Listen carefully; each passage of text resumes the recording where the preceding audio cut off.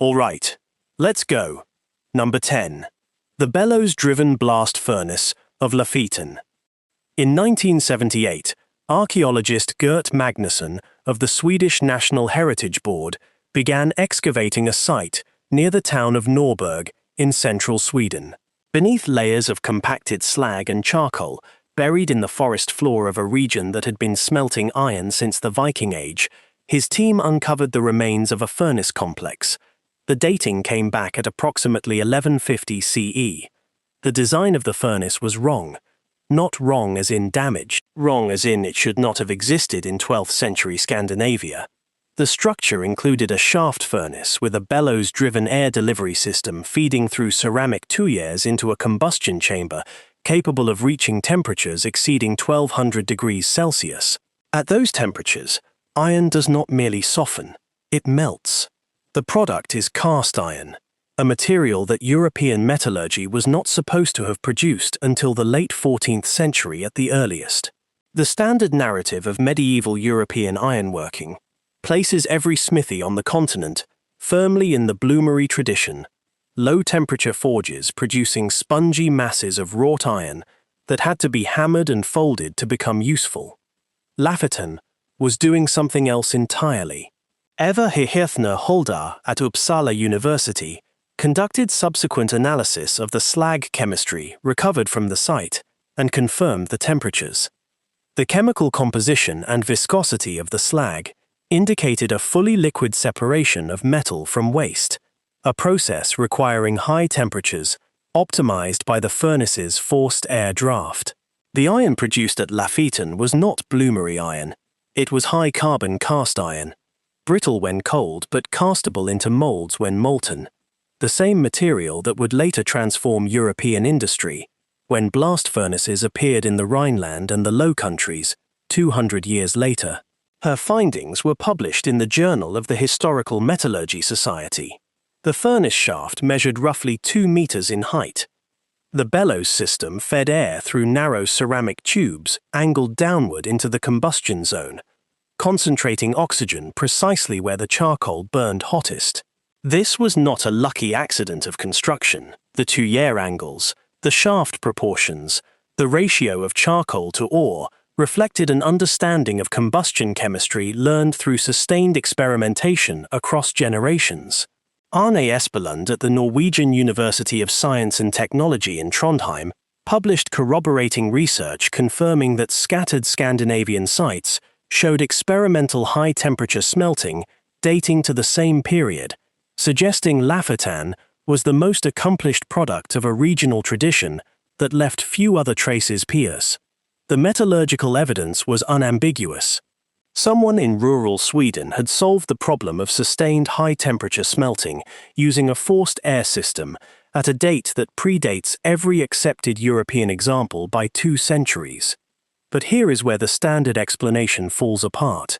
There is no known transmission pathway. Chinese blast furnaces had been producing cast iron since the 5th century BCE, but no documented route of technological transfer connects Song dynasty China to 12th century Sweden. The technique appears at Lapphyttan in isolation. It does not spread.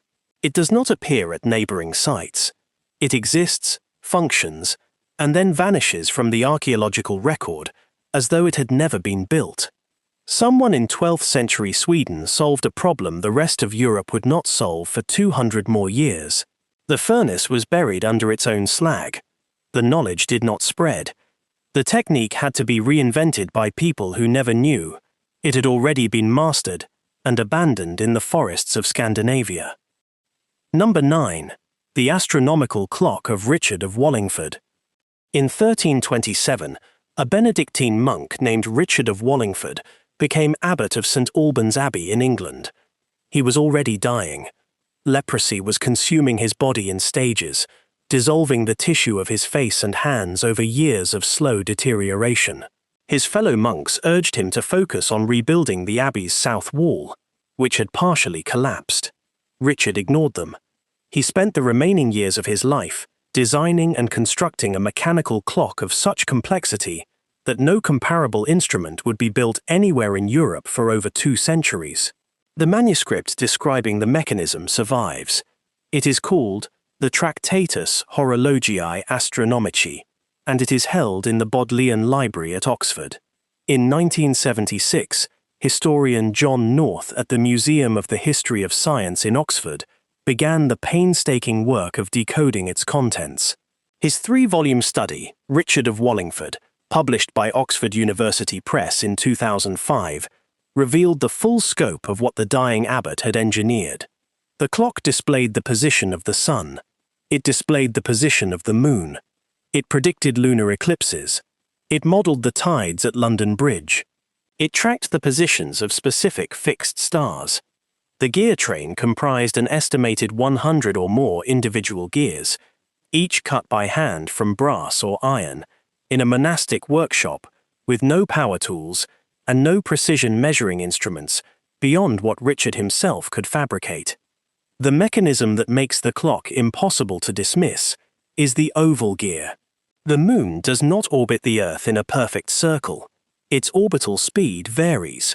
To model this variation mechanically, Richard designed a gear that was not round. It was deliberately oval, converting the uniform rotation of the clock's drivetrain into the non-uniform angular velocity of the lunar orbit. This is a solution to a problem in applied mechanics that most engineering histories attribute to the 15th or 16th century at the earliest. Richard built it in 1330, with brass and files and a body that was falling apart around him. But here is where the conventional timeline collapses. The Strasbourg astronomical clock, built decades later with far greater resources, was less mechanically sophisticated. The oval gear appears nowhere else in the European mechanical record for 200 years after Richard's death. The mechanism was not a step in a progression, it was a leap that no one followed. The clock fell into disrepair over the decades and was ultimately lost or dismantled during or shortly after the dissolution of the monasteries under Henry V. A dying man in a medieval abbey built a machine that modelled the heavens with gears that would not be reinvented for 200 years. His king's men smashed it. The manuscript survived. The clock did not. The sky it tracked has not changed. Number 8. The automated musicians of the Banū Mūsā. In approximately 850 CE, 3 brothers in Baghdad completed a manuscript that would not be fully understood for over 1,000 years. Muhammad, Ahmad, and al-Hasan ibn Mūsā ibn Shakir, known collectively as the Banū Mūsā, worked at the House of Wisdom under Caliph al-Ma'mun. Their text, the Kitab al-Hiyal, the Book of Ingenious Devices, describes roughly 100 mechanical devices. Most are water dispensers, lamps, vessels with clever pourings. One of them is something else entirely. The device is an automated flute player. It is powered by hydraulics. Air is forced through a set of pipes by water pressure. The notes it plays are determined by a rotating cylinder studded with small pins. Each pin, as the cylinder turns, opens or closes a valve controlling airflow to a specific pipe. The sequence of open and closed valves produces a melody. Change the cylinder, change the melody. Donald Hill translated the manuscript in 1979, published by D. Rydell Publishing Company. His analysis confirmed the mechanical principles. The device is not theoretical. The descriptions include dimensions, materials, and assembly instructions. Copies of the manuscript survive in Istanbul, Berlin, and the Vatican, each containing detailed illustrations of the mechanism. The brothers were not obscure tinkerers. They were among the highest-paid scholars in Baghdad, reported to have spent 500 dinars a month of their own funds on translators and assistants. Their father had been a highwayman who died young, and the 3 orphaned brothers were adopted into the intellectual circle of the Caliph himself. The other devices in the Kitab al-Hiyal reveal the breadth of their engineering. Self-trimming oil lamps that used float valves to maintain a constant fuel level at the wick. A vessel that dispensed measured quantities of liquid using a primitive feedback mechanism. A clamshell device that opened and closed using differential air pressure. Each device demonstrates a command of fluid dynamics, mechanical advantage, and feedback control that the brothers applied with the confidence of men working within an established engineering tradition, not inventing one. The pin cylinder is the detail that rewrites the timeline. Each pin represents a binary state: open or closed, sound or silence. The arrangement of pins on the cylinder is a physical program, a set of instructions encoded in metal that determines the output of the machine. This is programmable mechanical automation. It is software rendered in bronze, built in Baghdad 8 centuries before Charles Babbage sketched his analytical engine, and nearly 9 centuries before the first music box appeared in 18th century Switzerland. But here is where the standard explanation falls apart. The Banū Mūsā were not isolated geniuses. They were part of an institutional research program funded by the Caliphate, working alongside translators, astronomers, and mathematicians at the most advanced research center in the medieval world. The Book of Ingenious Devices was one product of that institution. In 1258, the Mongol army under Hulagu Khan sacked Baghdad. The House of Wisdom was destroyed. Its library, the largest collection of accumulated knowledge in the Islamic world, was reportedly thrown into the Tigris. Eyewitness accounts claim the river ran black with ink for days. The manuscript survived because copies had been made and distributed before the destruction. The workshop did not survive. A programmable machine existed in the 9th century, and the civilization that built it was burned to the ground. Number 7. The water-powered bone setter of Abu al-Qasim al-Zahrawi. Around the year 1000 CE, in the city of Córdoba, the capital of Moorish Spain and the largest city in Western Europe, a court physician named Abu al-Qasim, Khalaf ibn al-Abbas al-Zahrawi, completed the final volume of his life's work. The Kitab al-Tasrif was a 30-volume medical encyclopedia. The first 29 volumes covered diagnosis, pharmacology, nutrition, and the classification of disease. The 30th volume was devoted entirely to surgery. It contained detailed illustrations of over 200 surgical instruments. Many of them al-Zahrawi had designed and built himself. Among them were mechanical traction devices for setting fractured bones, operated by pulleys, ropes, and counterweights.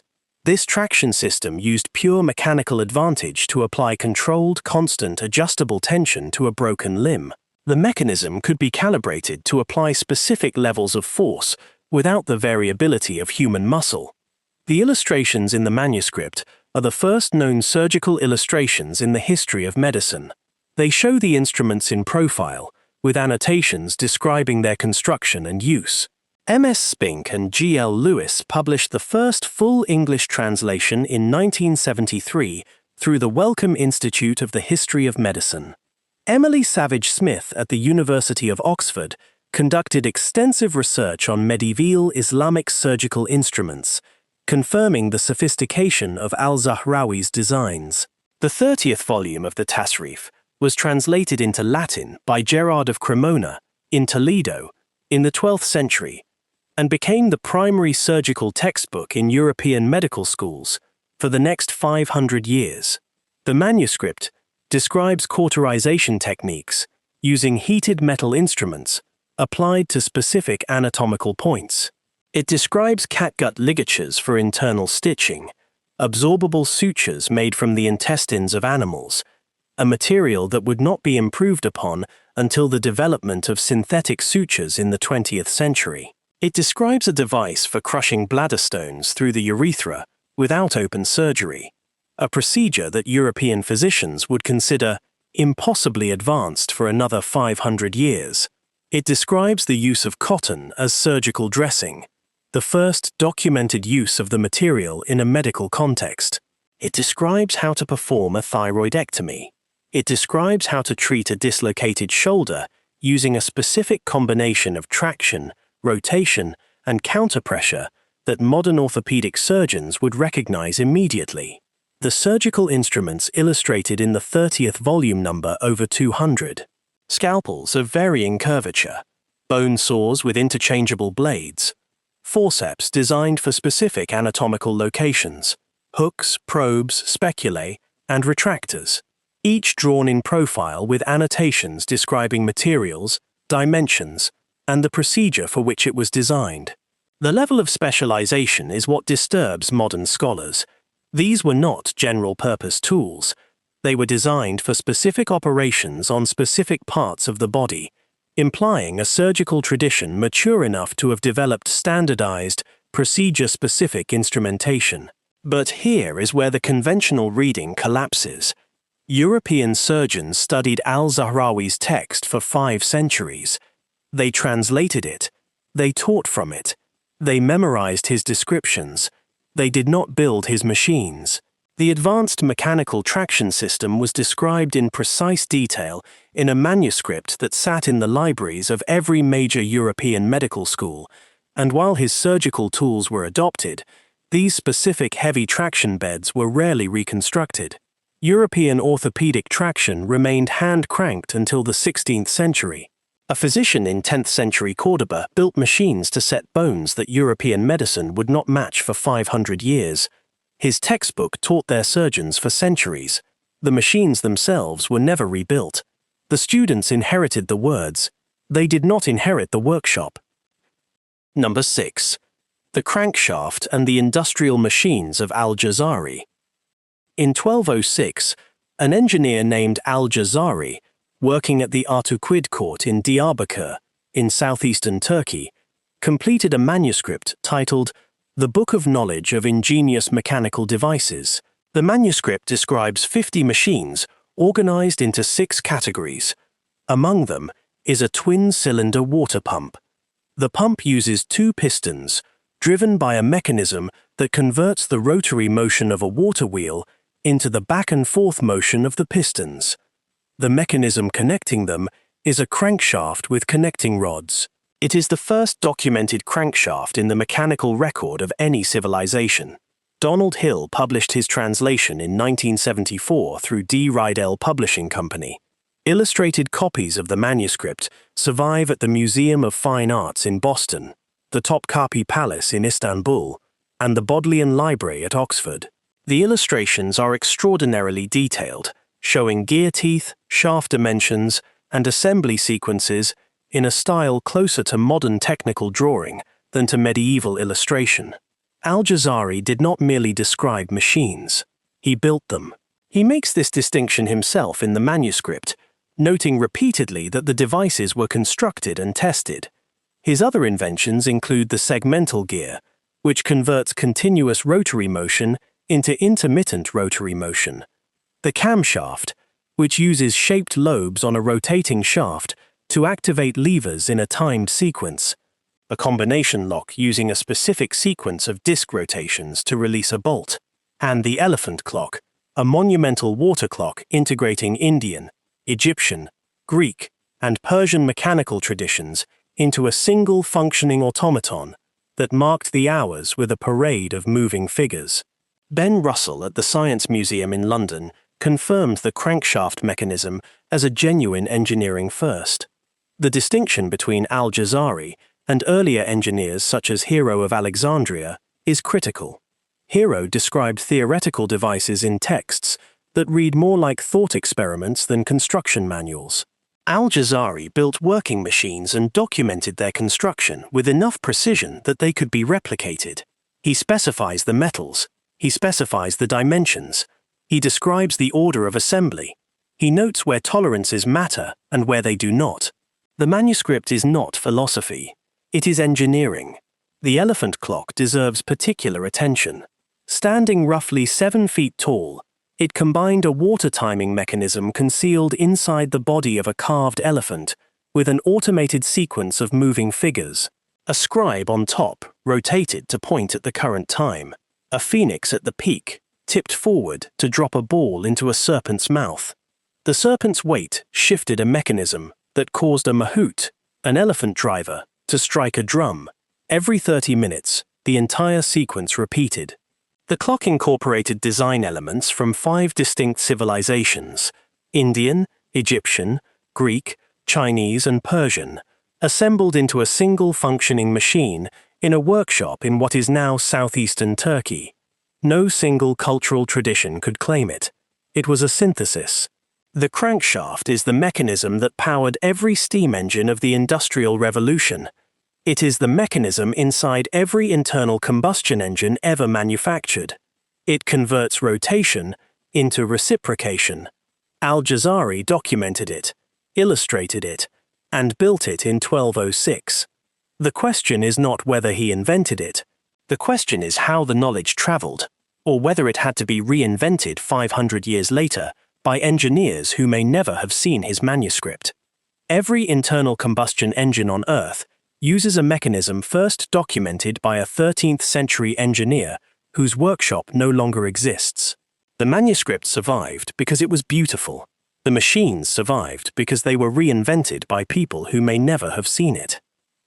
Number 5.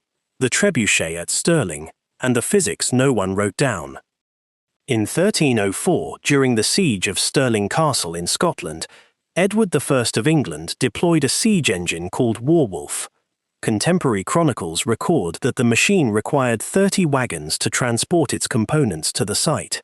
5 master carpenters and 49 labourers worked for 3 months to assemble it. When the Scottish garrison inside the castle attempted to surrender before the machine was completed, Edward refused to accept. He wanted to see what his machine could do. The counterweight trebuchet is a gravity engine. A massive weight, typically a box filled with sand, stone or lead, is mounted on the short arm of an asymmetric beam. A sling holding the projectile is attached to the long arm. When the counterweight drops, the long arm swings upward, accelerating the sling through an arc that releases the projectile at a velocity determined by the mass of the counterweight, the ratio of the beam arms, and the length of the sling. Paul Chevedden at Salem State University published multiple papers through the 2000s tracing the evolution of the trebuchet from the traction model, pulled by teams of men, to the counterweight model that appeared in the 12th century. The traction trebuchet originated in China, possibly as early as the 4th century BCE. It reached the Islamic world by the 7th century, and Europe by the 12th. The counterweight variant, which replaced human pulling teams with a massive suspended weight, represented a fundamental engineering leap. It turned an inconsistent weapon, dependent on the coordinated strength of dozens of men, into a repeatable precision instrument dependent only on gravity. Peter Purton documented the operational history in A History of the Early Medieval Siege, published by Boydell Press in 2009.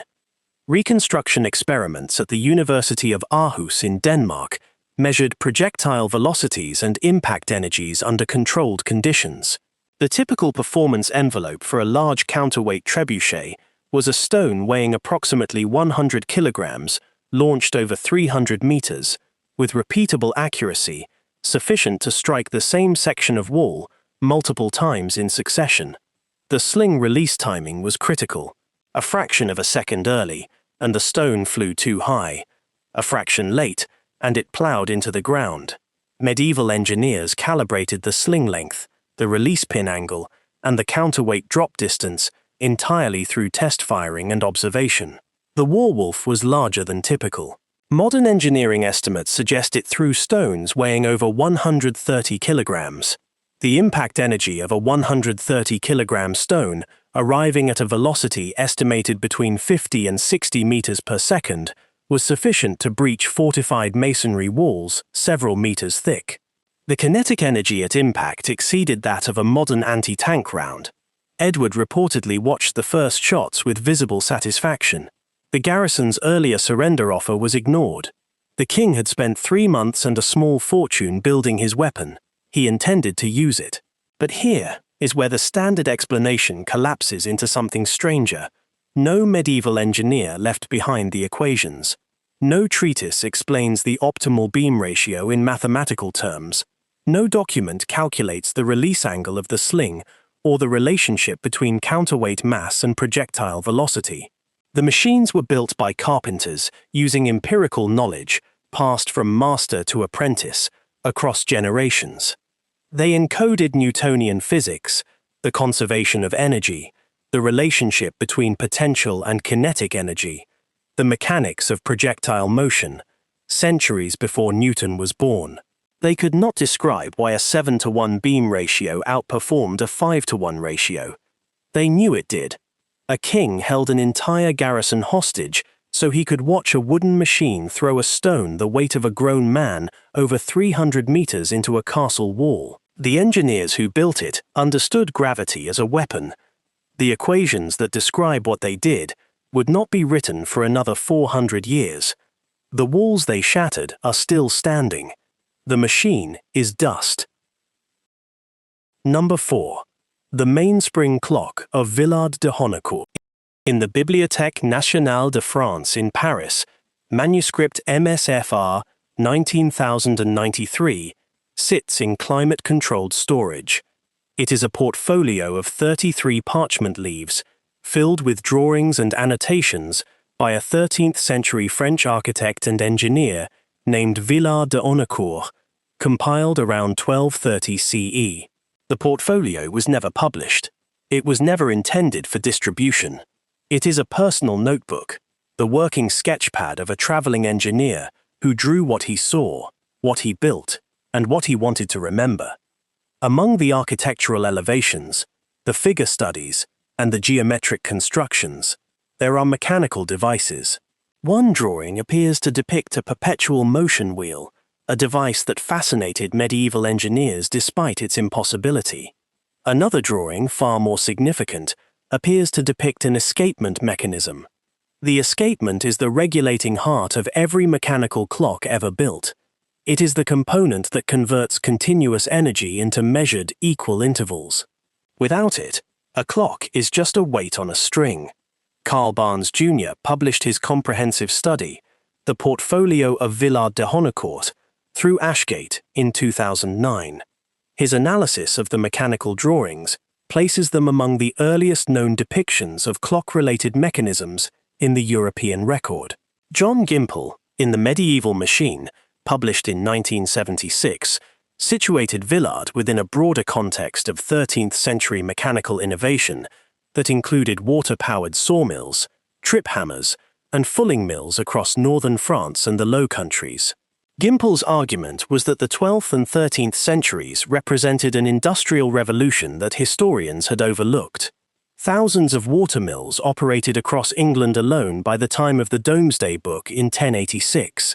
By Villard's era, the technology had matured into increasingly complex power transmission systems, using gears, cams, and cranks to convert the rotary motion of a water wheel into the specific motions required by different industries. Villard's notebook also includes a drawing of a hand-warming device using concentric rings. While often compared to gimbals, this multi-ring device was intended to keep hot charcoal safely suspended without spilling, foreshadowing the complex gimbal mechanisms later used in ships' compasses and gyroscopes. The first verified mechanical tower clocks in Europe appear in the 1280s and 1290s. The Salisbury Cathedral clock, dating to 1386, is the oldest surviving mechanical clock in England. Villard's drawings predate the earliest verified clocks by roughly 50 years. The question scholars have debated for over a century is whether the drawings represent functioning mechanisms Villard had seen in operation, theoretical designs he was working through on parchment, or records of devices described to him by other engineers. But here is where the conventional reading fractures. The portfolio was not a treatise. It was not meant to teach. It was a personal record. The implication is that Villard was not announcing discoveries. He was jotting down things he already knew or had been shown. The mechanisms in his notebook may represent a layer of medieval engineering knowledge that was transmitted entirely through oral instruction and hands-on demonstration, never formally documented, and largely lost when the chain of apprenticeship was broken. A single engineer's notebook, surviving by accident in a Paris library, contains hints of a mechanical tradition that predates every documented clock in Europe. The notebook survived. The tradition it recorded did not. What Villard sketched may be the shadow of an engineering culture that never wrote itself down. Number 3. The water clock of the Castle of the Clock in Fez. On a narrow street in the Medina of Fez, Morocco, attached to the wall of the Bu Inania Madrasa, built in 1357 by the Marinid Sultan Abu Inan Faris, there is a row of 13 wooden platforms projecting from the stone facade. Beneath each platform sits a bronze bowl. The platforms are still there. The bowls are still there. The mechanism that once connected them has not functioned for centuries. The structure is called the Dar al-Magana, the House of the Clock. At its peak, it was the most sophisticated public timekeeping device in the medieval Islamic world. The mechanism worked as follows. A hydraulic timing system, calibrated to the rotation of the Earth, released a bronze ball at the appointed hour. The ball rolled from behind a window onto the wooden platform and dropped into the bronze bowl below, producing an audible chime that could be heard across the surrounding streets of the Medina. 13 windows for 13 hours. Each hour announced automatically by water and gravity and bronze. Ahmad Y. al-Hassan, working at the Institute for the History of Arabic Science at the University of Aleppo, documented the mechanical principles of medieval Islamic water clocks across multiple publications. The Fez clock represented a specific innovation beyond the earlier designs of al-Jazari and others. It was not a court instrument. It was not a private marvel for a sultan's entertainment. It was a public utility, an automated municipal timekeeper that announced the hours to an entire city, built into the wall of a public building where anyone walking the street could hear it. The engineering of consistent water flow rates is the hidden achievement. Water does not flow at a constant rate from a vessel as it empties. The pressure decreases as the water level drops, slowing the flow. Medieval hydraulic engineers solved this using float valve regulators, overflow reservoirs, and carefully shaped orifices that compensated for the decreasing pressure. The temperature of the water affected its viscosity. The accumulation of mineral deposits in the channels altered flow rates over months and years. Maintaining accurate time across seasons and years demanded continuous manual recalibration by engineers who understood the behavior of their medium with a precision born from decades of institutional practice. In 2018, an interdisciplinary team began a detailed survey of the surviving physical remains, attempting to reconstruct the hydraulic timing mechanism from the bronze fittings, water channels, and structural evidence still embedded in the wall. The physical traces are fragmentary but revealing. The channels cut into the stone show evidence of multiple modifications over time, suggesting the clock was actively maintained and recalibrated, not simply built and abandoned.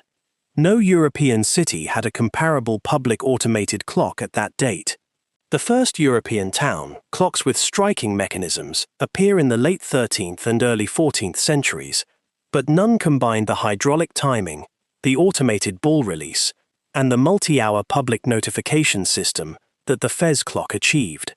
The walls of the clock house still stand in Fez, the windows still open onto the street, the bowls are empty. The water that powered the machine has been still for centuries, and the engineers who calibrated its flow to match the turning of the Earth left no manual behind. The city still stands around the clock. The clock no longer tells it anything. Step back from the countdown for a moment and look at the pattern. Not a single machine on this list was preserved in working condition. The manuscripts survived. The stones survived. The machines did not. Medieval engineering was transmitted through apprenticeship, through demonstration, through the hand guiding the hand. When the chain of transmission broke, when a workshop was burned, or a master died without students, the knowledge did not wait to be rediscovered. It vanished. What remains is the evidence that the machines existed. What does not remain is the ability to build them. The distinction matters. These are not legends. These are verified mechanical achievements whose operating knowledge was lost because it was never separated from the hands that held it. Number 2. The Automaton of Leonardo's Lion and the Lost Tradition of Medieval Robotics. In 1515, during a diplomatic reception in Lyon, France, honoring the newly crowned King Francis I, a mechanical lion walked across the floor of the Great Hall under its own power. It moved forward on articulated legs. When it reached the king, its chest opened and released a cascade of French lilies at his feet. The machine had been built by Leonardo da Vinci. No drawings of its internal mechanism survive in any of Leonardo's known notebooks. No contemporary observer recorded how it worked. The lion walked, opened, and delivered its gift. Then it disappeared from history. Leonardo's automata did not emerge from nothing. In 1495, he constructed a mechanical knight for the court of Ludovico Sforza in Milan. In 2002, robotics engineer Mark Roschheim reconstructed the knight, using scattered drawings from Leonardo's notebooks. His findings were published in Leonardo's Lost Robots by Springer. The reconstruction proved the mechanism was functional. The knight used a system of cables, pulleys, and gears to sit up, stand, raise its visor, and move its arms independently. The design principles were sound, the engineering was real, but the lion is different. For the lion, there are no drawings. There is only testimony. The Florentine historian Giovanni Paolo Lamazzo described the event. Michelangelo's biographer Giorgio Vasari referenced Leonardo's automata. The lion walked. The chest opened. The lilies fell. No one explained the mechanism. And Leonardo, who drew everything, who documented catapults and flying machines and anatomical dissections in notebooks that fill thousands of pages, apparently never sketched the device that walked across a royal floor and opened its own body. The lion itself descended from a tradition far older than Leonardo.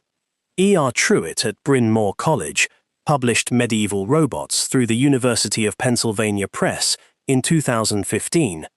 Her research documented over 70 examples of mechanical automata across European and Islamic sources, spanning 5 centuries. The golden tree of the Byzantine Emperor Theophilos, described in the 10th century by the diplomat Liutprand of Cremona in his text Antipodosis, featured mechanical birds that sang on golden branches and bronze lions that roared and beat the ground with their tails. The mechanism was probably hydraulic, driven by water pressure through concealed pipes beneath the throne room floor. The Islamic courts deployed hydraulic automata as diplomatic tools. Al-Jazari himself described a musical boat automaton, a floating device carrying mechanical musicians who played drums and cymbals as the boat drifted across an ornamental pool. The Abbasid caliphs reportedly displayed mechanical trees with singing birds to foreign ambassadors, devices designed not merely to entertain, but to demonstrate a level of technical mastery that the visiting diplomats could not match. Truitt's 70 examples are not legends. They are documented machines described by named eyewitnesses, built by named or identifiable engineers, displayed in specific courts on specific dates. The diplomatic records are precise. The mechanical details are often vague, but the existence of the machines is not in dispute. But here is where the standard explanation falls apart. The number of medieval automata that survive in any physical form is 0, not 1.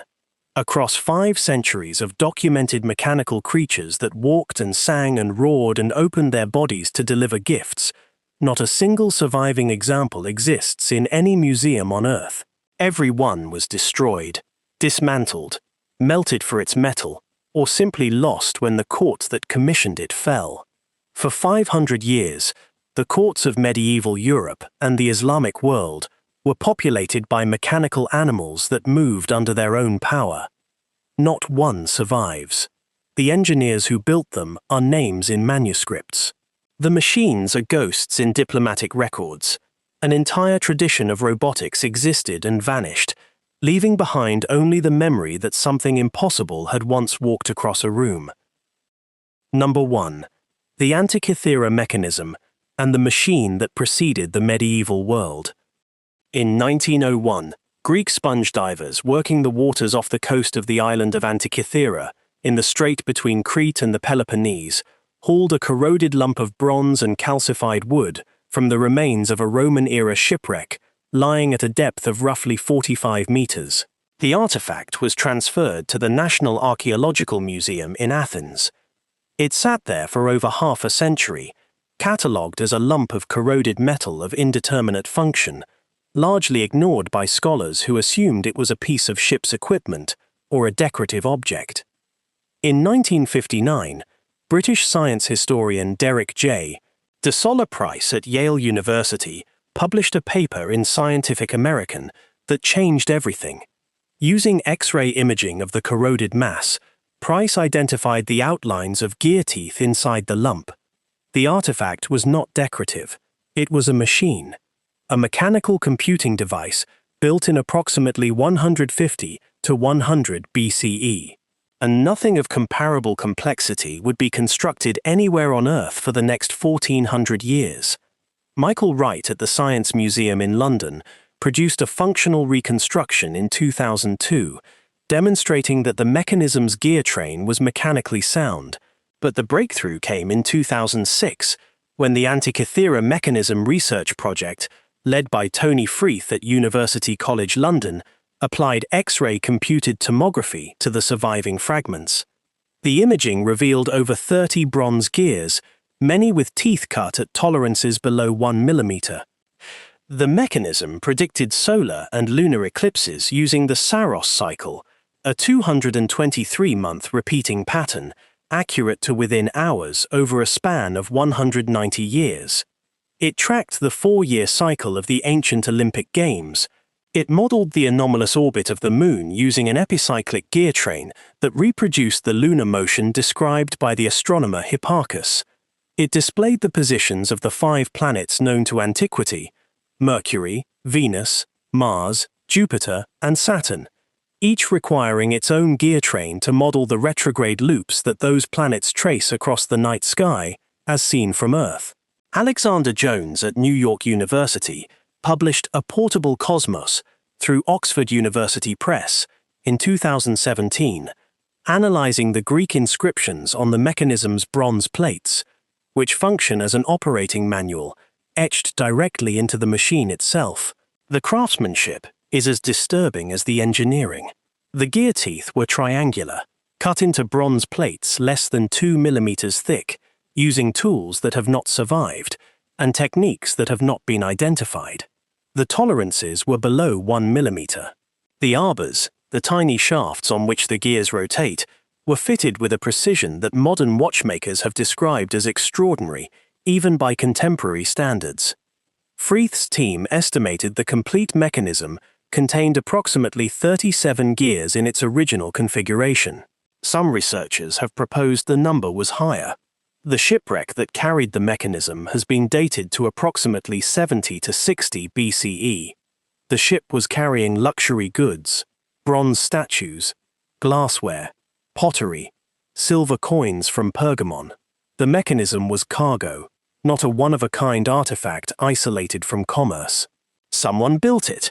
Someone bought it. Someone was transporting it across the Mediterranean as a valuable object to be delivered to a buyer or patron. The implication is that the mechanism was a product, not a miracle. There were workshops capable of producing it. There were customers willing to pay for it. The differential gear is the detail that makes the mechanism impossible to contextualize within any accepted history of technology. A differential allows 2 shafts to rotate at different speeds while receiving power from the same source.